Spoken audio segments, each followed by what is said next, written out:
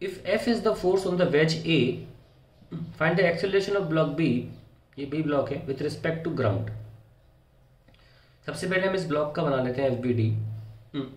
तो ये tension T है और ये इसका स्लाइडिंग है एम बी जी, और स्मॉल एम से दिखाना है तो टेंशन नहीं है, एम जी साइन थीटा। ये इसका नॉर्मल है, इसको एन बी नाम दे रहे हैं, फ्रिक्शन है नहीं, ठीक है। तो और एनी अदर फोर्स, ये आपका एम जी कॉस थीटा, और क्योंकि हम इधर इधर लेके जा रहे हैं तो ये ऊपर जाएगा, तो I can write M A. और कोई फोर्स तो है नहीं, और इसको हम साइड में लेके जा रहे हैं। अगर मान लेते हैं किसी एक्सेलरेशन, इसका एक्सेलरेशन का नाम दे देते हैं A1, तो इस पे सूडो फोर्स लगेगा इस दिशा में, तो MA1। No this angle is theta, this is 90 minus theta, this is theta again. So pseudo force का कॉम्पोनेंट जोड़ेगा MA1 कॉस थीटा, और यहाँ पे जोड़ेगा प्लस MA1 साइन थीटा, ठीक है। अल्टीमेटली ब्लॉक ऐसे जा रहा है। तो हम ये बना चुके हैं, इसका पूरा एफ बी डी, इसकी इक्वेशन भी लिख लेते हैं लगे हाथ। This T minus M G sine theta minus MA1 cos theta equals to MA।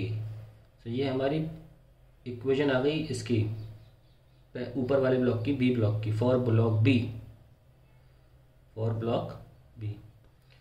At the same time we have another equation related to it, that is NB plus MA1 sin theta is equals to MG cos theta, ठीक है। NB बाद में काम आएगा इस block के लिए, दूसरे के लिए, इसलिए NB लिखना ज़रूरी है। इनफैक्ट आप चाहें तो एक स्टेप आगे बढ़ के NB लिख ही लें, कितना आ रहा है, MG cos theta minus MA1 sin theta. तो ये एक पहली इक्वेशन है, ये सेकंड इक्वेशन है जो पहले ब्लॉक के लिए लिखी गई है। अब मैं दूसरे ब्लॉक की बात करता हूँ। इस पर एक फोर्स लग रहा है ऐसे, और इस पर N B as a reaction लगेगा ऐसे। उसके अलावा इस पर टेंशन्स लग रही हैं, एक टी, दूसरी टी, तीसरी टी, 3T। साथ में एक टी ये भी है, तो इधर लगेगी टी।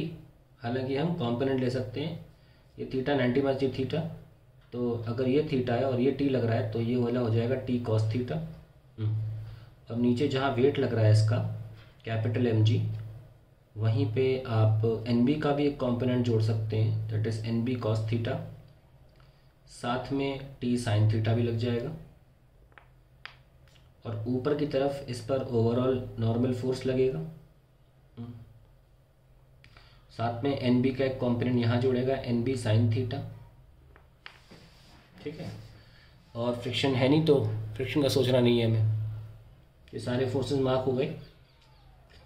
और इसकी इक्वेशन लिख सकते हैं हम, that is F plus N B, ये लिखा है M G cos theta minus MA1 sine theta, ये N B sine theta minus T common ले रहा हूँ, 3 plus cos theta equals to capital MA1, और मैं इसको 2 ले रहा हूँ क्योंकि पहले ब्लॉक को मैं पहले 1 ले चुका हूँ, तो यहाँ पे प्लीज़ 2 लिख लें, ठीक है। तो और ये तो 1 ही रहेगा क्योंकि ये पहले ब्लॉक के लिए मैंने लिया था, सूडो फोर्स तो 1 ही जाएगा। इसको 2 लिखना भूल गया था, 2 लिख लेते हैं। अब A2M में रिलेशन भी ज़रूरी है। अगर नोटिस करें, सिर्फ इस ब्लॉक की बात करें तो मान लीजिए ब्लॉक x1 डिस्टेंस ऊपर जा रहा है, तो हम लिख सकते हैं Tx1 as a work done on this block by tension T। और ये जो ब्लॉक है इस पर 3T लग रहा है, हमने इसको तोड़ के लगाया है, पर अगर हम डिस्प्लेसमेंट देखें तो हम सिर्फ 3T लेंगे और यहाँ पे इस वाले के लिए T लेंगे। तो हम ऐसे कह सकते हैं, तो 3T, सपोज इधर x2 डिस्टेंस x1 डिस्टेंस गया और ये चढ़ा कितना, x1 डिस्टेंस, ठीक है। ये गया x1 डिस्टेंस आगे, ये चढ़ा x2 डिस्टेंस ऊपर। ये टेंशन T की वजह से चढ़ा, जब ये जा रहा था तो ऐसे 3T रोक रहे थे उसी दिशा में, कैंसिल, तो we get the acceleration relation A2 is 3A1। अगर आपको ये तरीका पसंद नहीं आ रहा तो एक तरीका और है, मान लीजिए ये लेंथ कितनी है x1, ये लेंथ x2, ये x3, ये x4, ठीक है, ऐसे भी कर सकते हैं। तो x1 plus x2 plus x3 plus x4, ये है तो टोटल लेंथ L। अब अगर मैं इसे डबल डिफरेंशिएट करूँ तो ये हो जाएगा A1। ये कम हो रही है लेंथ तो -A1, और बाकी सारी लेंथ बढ़ेंगी, ये बढ़ेगी, ये बढ़ेगी, ये बढ़ेगी, तो और सब समान एक्सेलरेशन से ही बढ़ेंगी। तो हम लिख सकते हैं +3 times of A2 equal to, length तो कांस्टेंट है, इसका डिफरेंशिएशन 0 हो जाएगा, तो A1 इक्वल्स टू 3A2। एक सेकंड, हमने सफिक्स गलत लिख लिया है, ये A2 दिया था मैंने इसको, ये A1 था। सो A2 इक्वल्स टू 3A1। तो इससे भी आ सकता है और वर्चुअल वर्क मेथड से भी आ सकता है। क्या रिलेशन तो आ गया, और चाहे तो आप इस इक्वेशन को पहले सॉल्व कर लेते थोड़ा सा। F plus mg sine theta cos theta minus ma1 sine square theta minus t3 plus cos theta equals to ma1। ठीक है, तो ये हमारी इस इक्वेशन को थोड़ा हमने ओपन कर दिया है, और हमें A2 को हटा देना चाहिए, इसके नीचे लिख सकते हैं हम। और क्योंकि हम चाहते हैं कि t कैंसिल हो जाए, a निकालना है, तो इस पूरी इक्वेशन को नीचे लिखेंगे 3 प्लस कॉस थीटा से मल्टीप्लाई करने के बाद।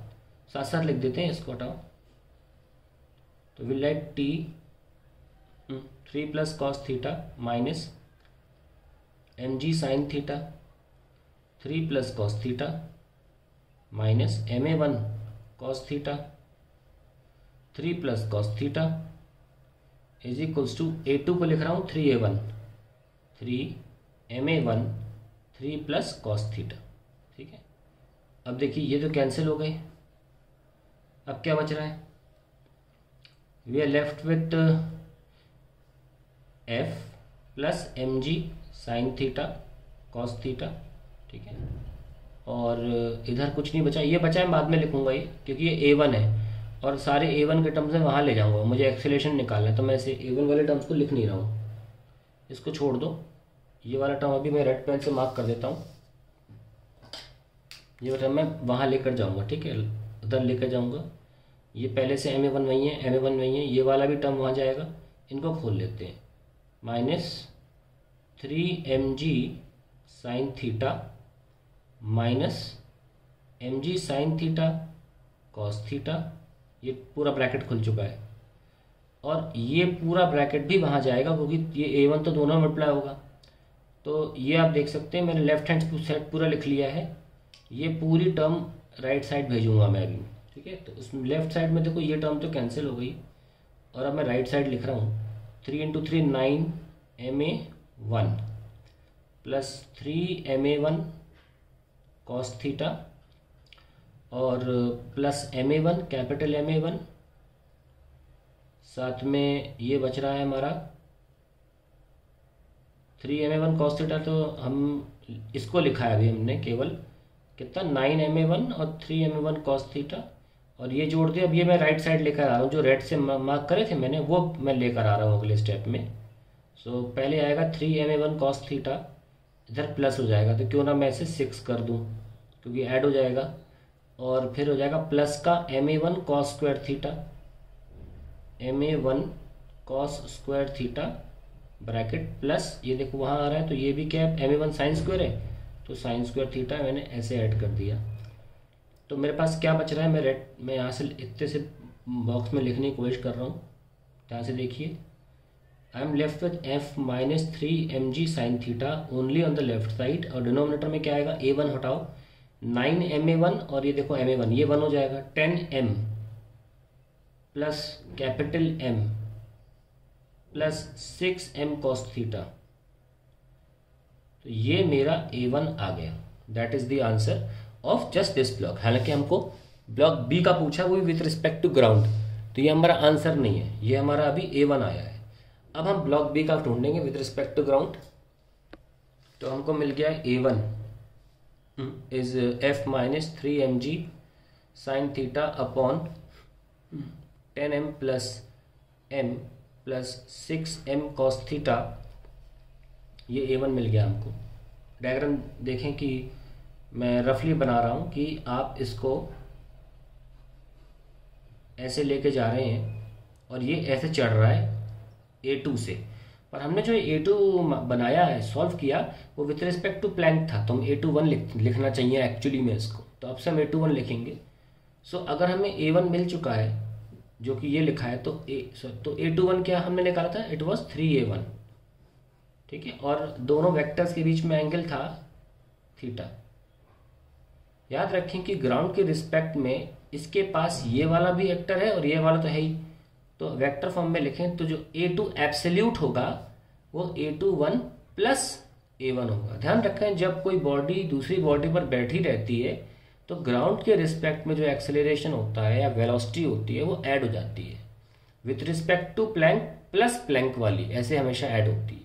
इट इज सिमिलर टू, आप एस्केलेटर पर जा रहे हैं तो आपकी जो स्पीड है चलने की विथ रिस्पेक्ट टू एस्केलेटर, वो और एस्केलेटर की स्पीड दोनों ऐड होती हैं ग्राउंड वाले इंसान के लिए, दोनों स्पीड ऐड हो जाती है तब वो एक्चुअल स्पीड आती है। तो एक्चुअल स्पीड में हमें ऐड करना होता है और एंगल जो है वो थीटा है दोनों के बीच में। जब हम ऐड करते हैं तो हम क्या लिखते हैं, A21 square A1 square plus 2 A21 A1 cos theta. तो ये हमारा फाइनल एक्सप्रेशन होगा A2 का with respect to ground.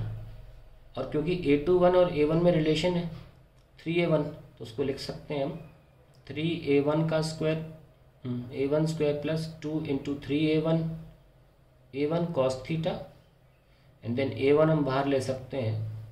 Finally we have 3 का square as 9 plus 1 10 plus 6 cos theta. वापस A1 लिख लें तो हमारा फाइनल एक्सप्रेशन आता है F minus 3mg sine theta upon 10m plus m plus 6m cos theta into 10 plus 6 cos theta as the answer.